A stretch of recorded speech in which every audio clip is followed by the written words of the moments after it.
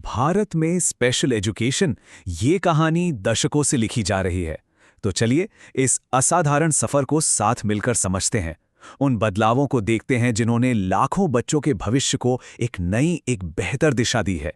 और जानते हैं इस पूरी कहानी, इस पूरे सफर के दिल में क्या है? एक बहुत ही जरूरी सिद्धांत जिसने दशकों के इस बदलाव को ताकत दी है, वो ये है कि शिक्षा कोई विशेष अधिकार नहीं बल्कि एक मानवीय अधिकार है। तो आगे बढ़ने से पहले ये समझना जरूरी है कि जब हम विशेष शिक्षा या स्पेशल एजुकेशन कहते हैं तो हमारा मतलब क्या है। देखिए, ये वो खास प्रोग्राम्स और सर्विसेज हैं जो किसी दिव्यांग बच्चे की अनोखी ज़रूरतों को पूरा करने के लिए बनाए जाते हैं। जैसे डिस्लेक्सिया वाले किसी स्टूडेंट के लिए एक स्पेशल टीचर, या फिर चलने फिरने में मुश्किल वाले छात्र के लिए एक आसान एक्सेसिबल क्लासरूम। तो आज की हमारी चर्चा इन 5 हिस्सों में बटी होगी। हम बात करेंगे कि कैसे शिक्षा एक मौलिक अधिकार बनी, फिर देखेंगे अलगाव से समावेश तक का सफर, भारत की जरूरी पॉलिसियों पर नजर डालेंगे, जमीनी हकीकत को समझेंगे और आखिर में भविष्य की राह पर भी बात करेंगे। तो चलिए शुरू करते हैं पहले और सबसे जरूरी कदम से। ये वो कदम था जिसने शिक्षा को एक ऑप्शन नहीं बल्कि हर एक इंसान का बुनियादी अधिकार बनाया। तो सवाल ये उठता है कि विशेष शिक्षा के दायरे में कौन कौन आता है? देखिए, इसका दायरा काफी बड़ा है। इसमें कई तरह की जरूरतें शामिल हैं जिन्हें भारतीय कानून ने मान्यता दी है, खासकर 2016 के rights of persons with disabilities act यानी RPWD एक्ट ने। इसमें इंटेलेक्चुअल डिसेबिलिटीज से लेकर ऑटिज्म स्पेक्ट्रम और फिजिकल डिसेबिलिटीज तक कुल 21 तरह की दिव्यांगताएं शामिल हैं। चलिए अब थोड़ा इतिहास में चलते हैं और देखते हैं कि वक्त के साथ स्पेशल एजुकेशन को लेकर हमारा नजरिया, हमारी सोच कैसे बदली है। ये टाइमलाइन एक धीमी लेकिन लगातार हो रही तरक्की को दिखाती है। सोचिए, 1880 के दशक में ये सब एक चैरिटी मॉडल यानी दान पुण्य के काम के तौर पर शुरू हुआ था, और फिर 1990 के दशक तक आते आते एक बहुत बड़ा बदलाव आया। अब ये कल्याण की बात नहीं थी, अब ये अधिकारों की बात थी।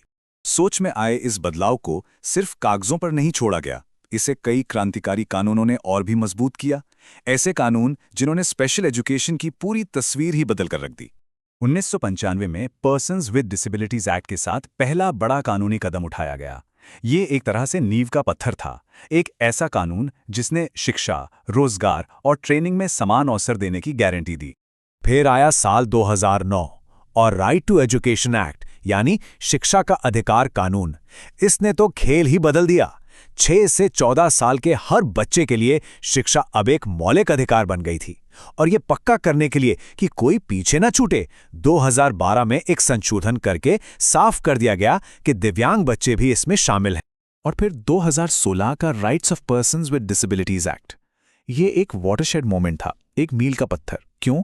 क्योंकि इसने मान्यता प्राप्त दिव्यांगताओं की लिस्ट को बढ़ाकर 21 कर दिया और समावेशी शिक्षा यानी इंक्लूसिव एजुकेशन के आइडिया को कानूनी तौर पर और भी मजबूत बना दिया। तो अगर इन सभी कानूनों को एक साथ देखें तो मकसद साफ था। मकसद था शिक्षा के पूरे सिस्टम को बदलना, हर बच्चे के लिए शिक्षा को एक अधिकार बनाना, सबको बराबर मौके देना और चैरिटी वाले मॉडल से हटकर अधिकारों वाले मॉडल पर आना। और सबसे जरूरी, मेन स्ट्रीम स्कूलों में ही समावेशी शिक्षा को बढ़ावा देना। तो कानून तो बहुत अच्छे बन गए, लेकिन कागज पर बनी नीतियों और जमीन की हकीकत में अक्सर एक फासला होता है, और यही हमारी सबसे बड़ी चुनौती है, इन कानूनों को हर स्कूल की रोजमर्रा की जिंदगी का हिस्सा बनाना। और यही वो सवाल है जो हमें खुद से पूछना होगा, क्या ये मजबूत कानून हर स्कूल की असलियत को दिखाते हैं? क्या पॉलिसी और प्रैक्टिस के बीच वाकई कोई गैप है? तरक्की तो हुई है, लेकिन ये आंकड़े ये चौंकाने वाले हैं। भारत में करीब 2 करोड़ बच्चे दिव्यांग हैं, और सोचिए 5 साल से कम उम्र के 75% CWSN यानी चिल्ड्रन विद स्पेशल नीड्स कभी किसी स्कूल गए ही नहीं। इसका मतलब है लाखों बच्चे अपनी पूरी काबिलियत तक पहुंचने का मौका खो रहे हैं। बुनियादी सुविधाओं की कमी भी एक बहुत बड़ी रुकावट है। UDISE+ की रिपोर्ट को ही देख लीजिए, 25,000 से ज्यादा स्कूलों में आज भी बिजली का कनेक्शन तक नहीं है। और आज के जमाने में जहां मॉडर्न लर्निंग एड्स बिजली पर चलते हैं, ये कितनी बड़ी चुनौती है। और फिर बात आती है भीड़ से भरे क्लासरूम की। झारखंड में एक टीचर पर 47 बच्चे हैं, महाराष्ट्र में 37, जबकि राइट टू एजुकेशन एक्ट के हिसाब से ये रेशियो 30:1 होना चाहिए। अब जरा सोचिए, लगभग 50 बच्चों की क्लास में एक टीचर हर बच्चे पर अलग से ध्यान कैसे दे पाएगा? डिजिटल डिवाइड यानी इंटरनेट की पहुंच में जो फासला है वो भी साफ दिखता है। और ये अंतर बहुत मायने रखता है। जानते हैं क्यों? क्योंकि स्पेशल नीड्स वाले कई छात्रों के लिए डिजिटल टूल्स सिर्फ एक सुविधा नहीं, बल्कि सीखने का दरवाजा खोलने वाली चाबी हैं।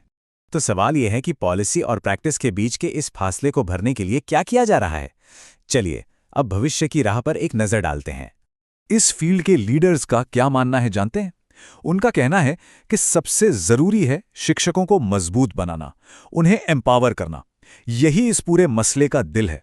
देखिए, पॉलिसीज और इंफ्रास्ट्रक्चर तो जरूरी हैं, लेकिन असली बदलाव तो एक डेडिकेटेड और वेल ट्रेन्ड टीचर ही ला सकता है। तो आगे का रास्ता क्या है? एक्सपर्ट्स एक मल्टी प्रोंग्ड अप्रोच, यानी एक साथ कई मोर्चों पर काम करने का सुझाव देते हैं, जैसे कि स्कूलों का इंफ्रास्ट्रक्चर सुधारना, टीचर्स की ट्रेनिंग को अपग्रेड करना, सामाजिक सोच को बदलने के लिए जागरूकता फैलाना और सरकारी गैर सरकारी संस्थाओं के बीच पार्टनरशिप को मजबूत करना। और अच्छी बात यह है कि पूरे देश में कई स्कूल और संगठन ये दिखा रहे हैं कि क्या कुछ मुमकिन है। ये वो लोग हैं जो बेस्ट प्रैक्टिसेस सेट कर रहे हैं, जैसे आदित्य बिरला इंटीग्रेटेड स्कूल जो पढ़ाई और थेरेपी को एक ही छत के नीचे लाता है, या फिर संकल्प जो हर स्टूडेंट के लिए एक व्यक्तिगत लर्निंग प्लान बनाने में माहिर है। तो ये पूरा सफर हमें एक आखिरी और बेहद जरूरी सवाल पर लाकर छोड़ता है।